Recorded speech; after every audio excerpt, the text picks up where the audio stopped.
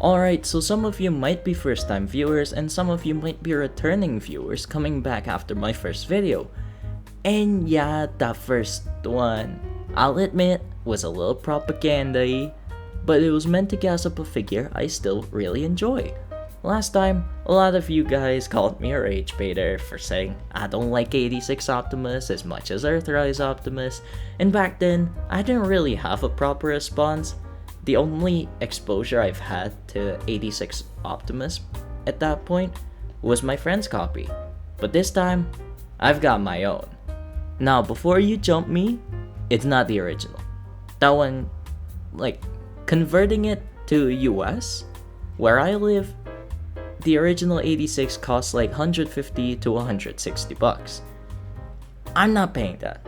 Instead, I went for what I honestly considered the superior option, the MD005 KO of SS86 Optimus. And honestly, this thing's so much better. Sure, the plastic quality's a tad worse, I'll admit, but the tolerances are so good. It's got gap fillers where the official 86 left blank spaces, the new tooling on the thighs, and QC that's actually consistent. I've seen so many people complain about the original's QC, but I've barely seen anyone complain about MD. And that's partly a reason why I went with this version. Well, price was the main factor, but it's not just for the price, but for what it represents. This thing was sold out literally everywhere. That doesn't usually happen with a KO, especially not one that costs like $47-ish to $50. I got mine for $48 a couple months ago. I'm actually gonna touch upon that a bit at the end. But moving back on, that just tells me people want a good, solid Optimus Prime without having to spend Commander class money. Now I've gotta say, right, 86 Optimus only cost that much because of the trailer. And yeah, Earthrise Optimus had one too, but that figure justified its leader price through engineering alone because you couldn't really get engineering like that unless you went to Masterpiece.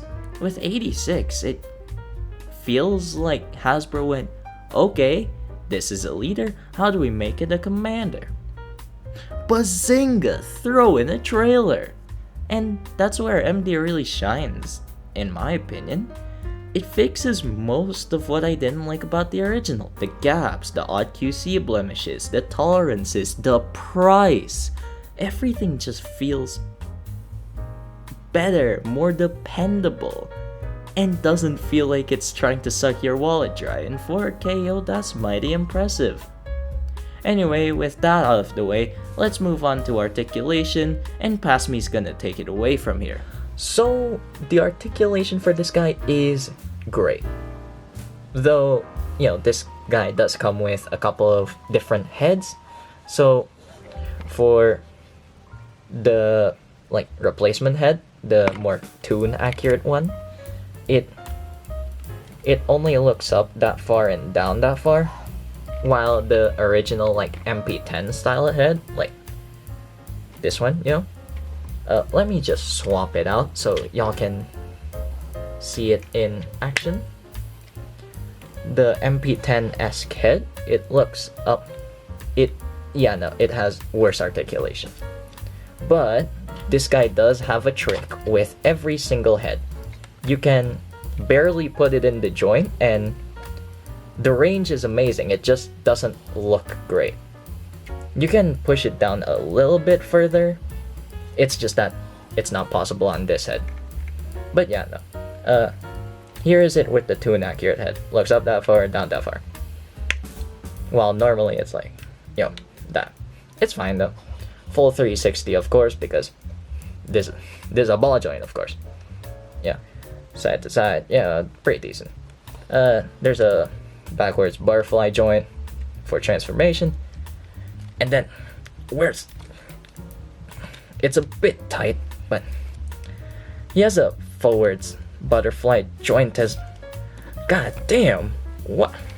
Okay, let me just do the other side then.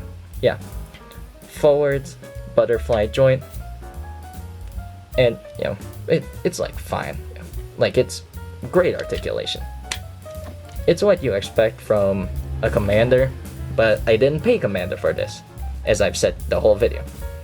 Oh yeah, waist swivel, you know, full 180, you know, doesn't get impeded. Then he kicks all the way up, and then if you move the skirt back, it moves, it kicks back all the way as well. To the side, it's also basically all the way, like pretty great. Thigh swivel, and then over 90 at the knee. Not as good as Earthrise, but still really great. And also the detail, love it. And then, you know, toes can go down, but that's clearly for transformation. And then full pivot. Like, this guy's articulation is pretty great. Oh wait, I forgot to cover 3 things actually. The bicep swivel, yeah, bicep swivel. 98 degrees bend at the elbow. Wrist swivel. Fingers can go out. The pointer finger is on its own joint, so he can point, or he can, I mean, he can't flip you off, but he can do this. And that's about it for this guy. Great articulation, really poseable, as you've seen from the picture so far. Like, this guy is pretty great. For the price, at least, you know. I'd never pay $90 for this thing.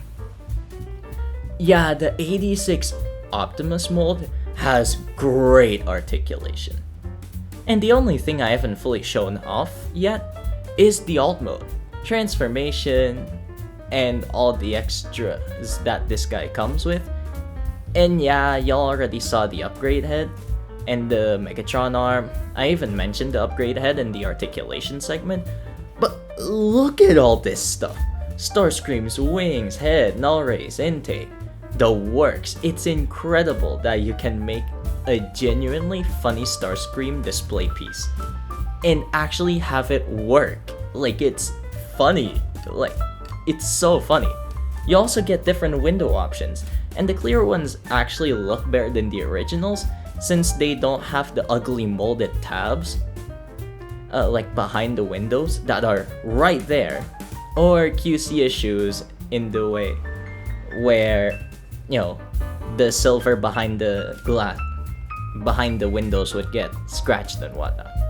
And then there's the mother of all accessories, the air condition. Nah. I'm just fucking with you. It's the Megatron arm and the blast effects. Honestly, they look and feel damn near official. Taking pictures of this guy with the Megatron arm is pure joy. This thing's photogenic as hell. Maybe not quite as much as Earthrise Prime, but that's probably more my photography style rather than anything specific. And it's crazy how I can even compare this thing to my beloved Earthrise in such a good light. The blast effects are hard plastic, straight up copies of Hasbro's War for Cybertron ones, but hey, they look close enough. And yeah, I know the originals were rubber for safety reasons, but these still feel better because they are solid. Plus the axe and ion blaster effects, also being clear hard plastic instead of floppy rubber, absolute win. They look fantastic on camera. Even without talking about the main figure or the trailer, there's already so much here. But alright, let's get on to the main course. The figure itself. Pretty standard overall. Plastic is a bit cheaper, as I said earlier. But as I said earlier as well, QC kinda makes up for everything. Yeah. And for $50, you can't really fault it, right? And okay, small side note, holy crap, TF2pers are terrible at posing figures. Like, what are these poses? You've got articulation that can do this? and you choose to do that. Come on, man. Anyways, maybe I should do a best of montage just showing this guy properly posed. That'd be fun. Alright, rant over. Let's move to the alt mode. Yeah, that. So, what can I say about this alt mode that hasn't already been said about every other G1 styled Optimus Prime, outside of it being ugly as? Yeah, you get the idea. Here's where I've got a bone to pick with. There's this Malaysian dude who kept trying to gaslight me into thinking 86 Optimus has a more IRL accurate alt mode than Earthrise, despite having no convex or concave wheels. Like the truck bed is like way too flat, no silver outlines on key details of the real Freightliner. And because of that stupid fucking argument, I can't look at this alt mode again without remembering him. Outside of that though, this looks fine. Glossy plastic would have made it pop more, but the matte finish on MD works for what it is. And this is where my beloved air conditioner comes in handy. Used as a gap filler for when you're not using the trailer. It's simple but clever. And of course, when you hook the trailer on, hot damn does that ever make this look good. And even without an Autobot symbol, it's still instantly recognizable. Plus, since G1 has so many animation errors, Optimus and his trailer probably did appear without the logo at some point or another. It's not flawless, but no G1 Prime really is. I just expect perfection from my overpriced pieces of plastic, you know? But man, that trailer attached to it, it's hard not to admire how good it looks. Look at it next to Devastation Prime, Earthrise Prime, Armada Prime, and well, not the rest of my primes, because MPO1's broken. I sold MP10 for a hefty price, like 2 weeks. Actually, a month ago at this point. MP44 is long gone. I sold that turd a while back because he broke. And the others are boxed up because house renovations. Pain. Anyways, if you enjoyed my Yappuccino ways of reviewing figures, leave a like if you want to. If not, it's fine as well. And if need be, then drop some constructive criticism in the comments. I'm always trying to make these videos better for y'all to enjoy. Okay, so this is literally Christmas Day, but it's still 1 a.m. So I've been up editing this video, and uh, I was reading through a TFW forum about MD007, and turns out they've been busted by Hasbro.